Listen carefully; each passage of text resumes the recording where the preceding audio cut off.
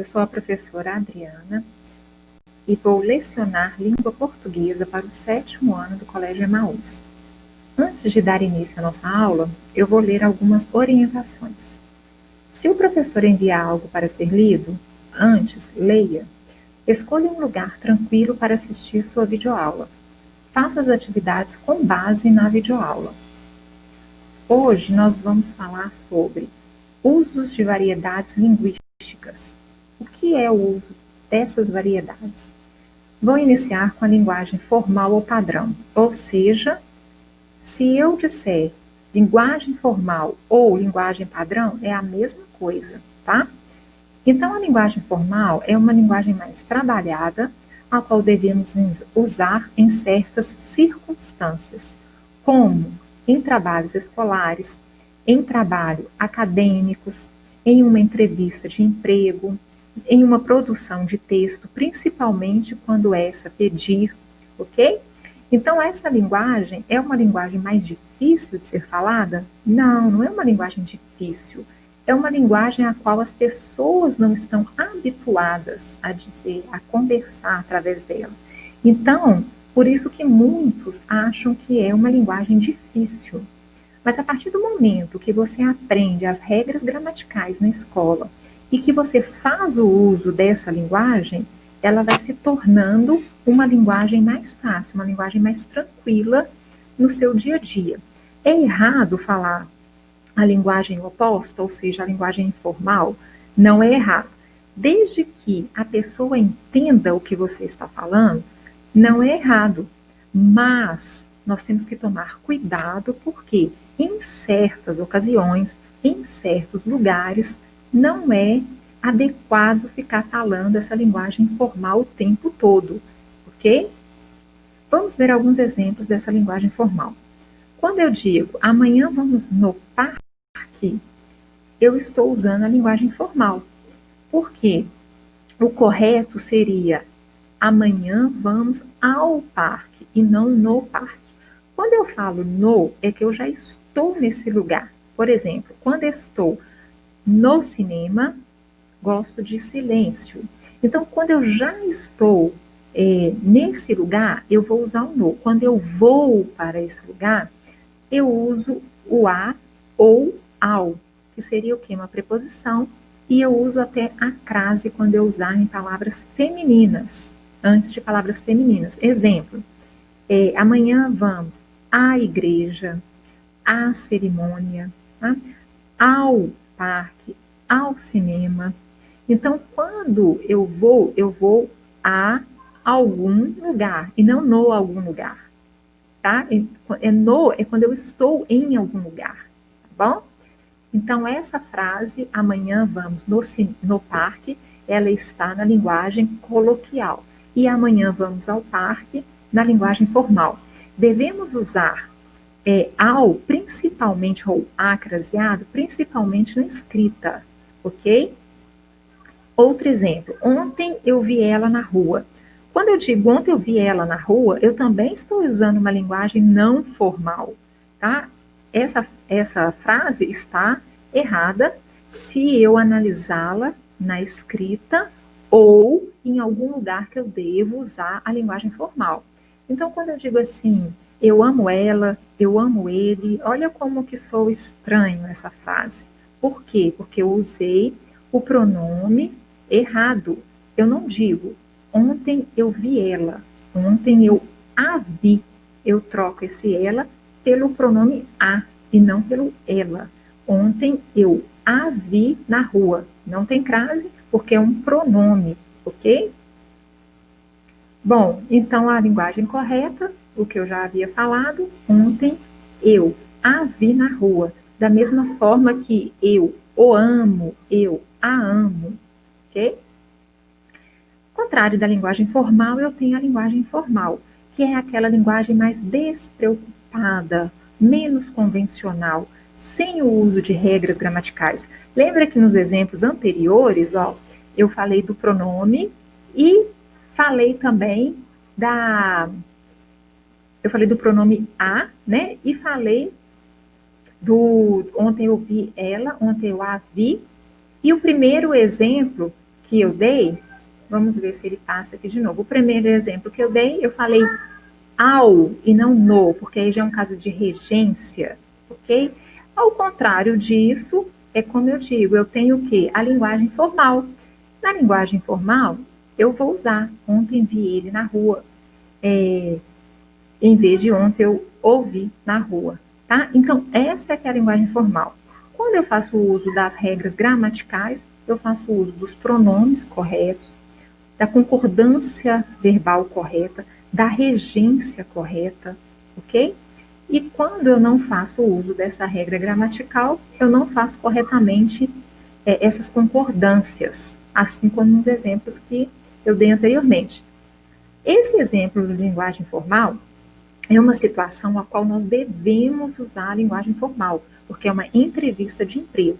Se você for a uma entrevista de emprego, né, o primeiro emprego, por exemplo, de vocês, e vocês falarem no modo informal, a linguagem informal o tempo todo, ou você tiver a linguagem formal muito carregada, provavelmente a outra pessoa que está concorrendo com você, se usar a linguagem mais formal, vai conseguir o emprego e você não, tá? Esse exemplo, a moça diz falar tantas línguas, né? Espanhol, inglês, francês, russo, italiano, alemão, ou seja, ela é poliglota, ela fala várias línguas. Só que quando o entrevistador pergunta, e o português? O que ela responde? Aí varia. Poxa, ela perdeu o emprego, mesmo falando tantas línguas, porque ela não sabe falar o português, principalmente em uma entrevista. Quero ajudar ela a fazer o bolo. Essa frase, essa expressão, o que tem de inadequado se eu fosse usar a linguagem formal? Eu não poderia dizer quero ajudar ela, e sim quero ajudá-la, porque aí entra uma concordância pronominal do verbo ajudar, ok? Nunca ajudar ela a fazer para ela, por exemplo, fazer para ela, ok? Então, quando eu digo quero ajudar ela, quero ajudar ele, não, seria ajudá-lo, ajudá-la. Mas eu tenho um exemplo aí de uma linguagem informal que nós usamos muito no dia a dia, porém nós temos que ter o quê? É como eu falei, nos policiar, dependendo da ocasião que nós estamos, ok? Nesse outro exemplo, eu coloquei uma linguagem com abreviaturas. Abreviaturas é o quê? Essa redução da palavra.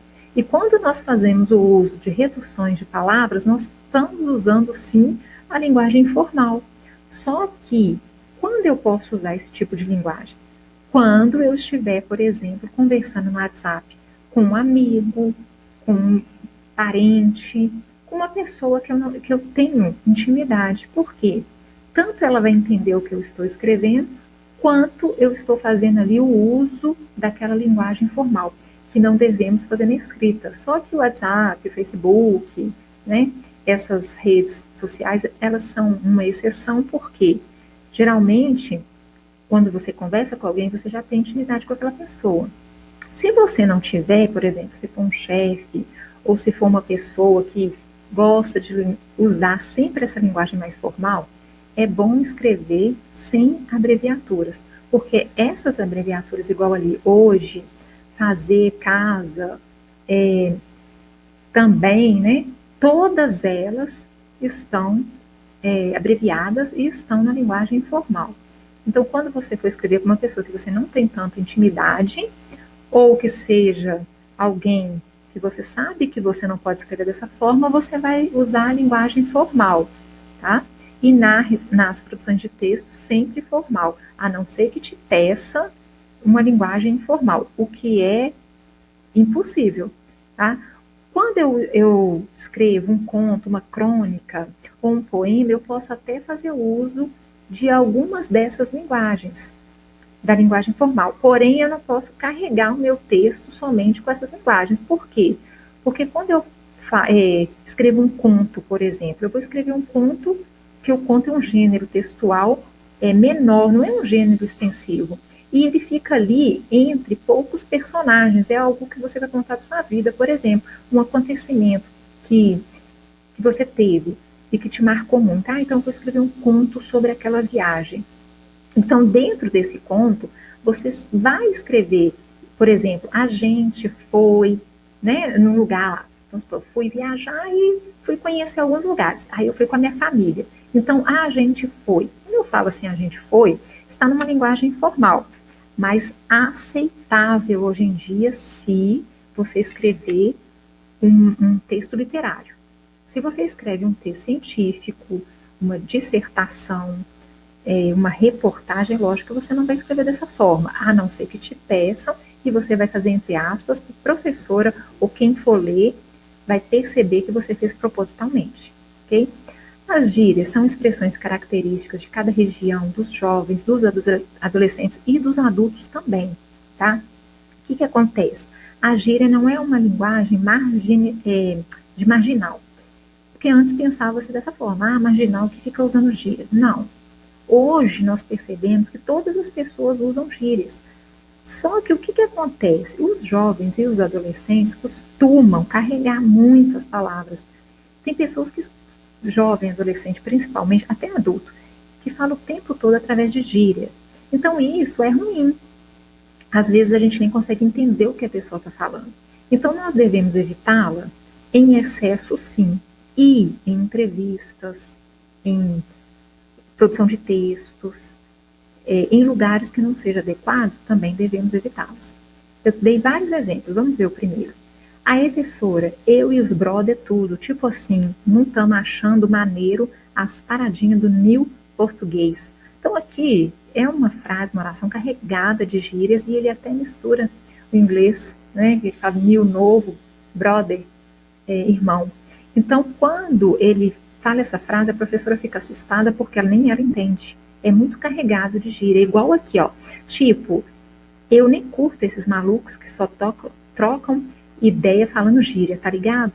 Aqui também eu tenho uma sobrecarga de gírias.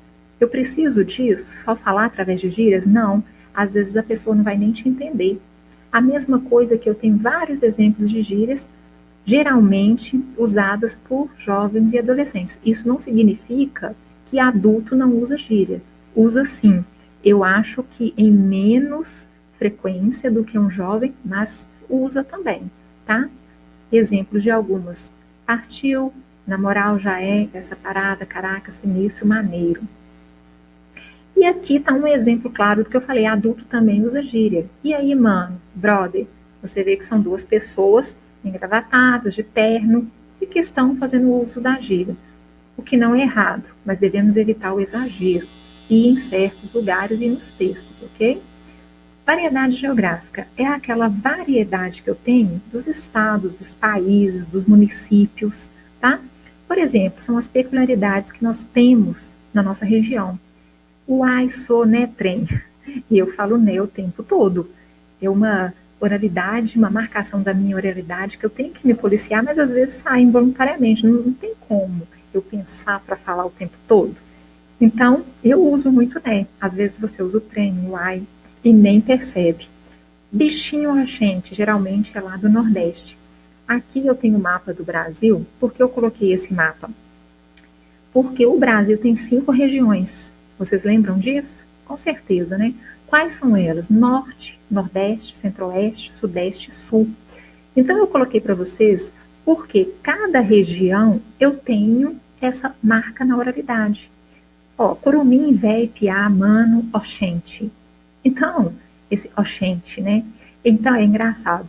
Cada região tem uma maneira, uma marca na sua oralidade. É normal, tá? E para nós, às vezes, não a marca da oralidade de outros estados. Mas para eles também, o nosso também é esquisito. Ficar falando trem, o que é trem, gente? Né toda hora. Então, é estranho, mas dependendo do lugar que você está, é normal. Dependendo, é estranho. Ok? Preconceito linguístico. O que é preconceito linguístico? É o preconceito que as pessoas têm da maneira a qual as pessoas falam de outras regiões, até de outras regiões. O que eu quero dizer com isso? Olha esse exemplo. Quando é hora de comer, nós come. Quando é hora de beber, nós bebe. Quando é hora de dormir, nós dorme. Quando é hora de amar, nós ama. Quando é hora de trabalhar, aí nós fica no Facebook. Então, quando uma pessoa interiorana fala dessa forma, muitas pessoas têm esse preconceito e diz que ela está falando errada. Só que isso é um preconceito linguístico porque ela nasceu naquela região. Então, é o modo ao qual ela fala de acordo com a sua região. A mesma coisa acontece com Chico Bento, que é um personagem de Maurício de Souza, que traz essa marca na oralidade interiorana. Olha o exemplo. Eu é que não posso nem pensar nisso. Quem me dera. Eu vou é ter que estudar. Às vezes eu não consigo ler direito essas palavras. Estudar muito, até me formar numa universidade. Daí vou arrumar um trabalho, isso, que ajude as pessoas a viver melhor. Então, quando o amigo do Chico Bento conversa com ele traz essa marca na oralidade bem interiorana. Quando a pessoa é do interior, jamais você pode virar e falar, você está falando errado. Você está cometendo preconceito linguístico, ok? Então, vamos evitar de corrigir as pessoas. A não ser quando vocês estão em sala de aula, eu falo, gente, não é assim, tá? Porque na sala de aula, né, eu tenho que fazer isso. Fora da sala de aula, se você conversar comigo, eu vou conversar com você de igual para igual. Ou seja, eu não vou ficar te corrigindo, a não ser que eu veja que seja necessário alguma coisa, eu posso te chamar em particular, não para te constranger na frente dos seus amigos, ok? Não devemos fazer isso, é muito chato. E isso é o preconceito linguístico. Bom, a aula acaba por aqui. Os exercícios são essas páginas que eu coloquei. Espero que todos façam, ok? Com muita atenção. Qualquer dúvida, voltem à videoaula e no caderno, no livro, quer dizer, também você tem esse contexto, essa matéria, tá bom? Então, lembrem-se sempre no caminho certo.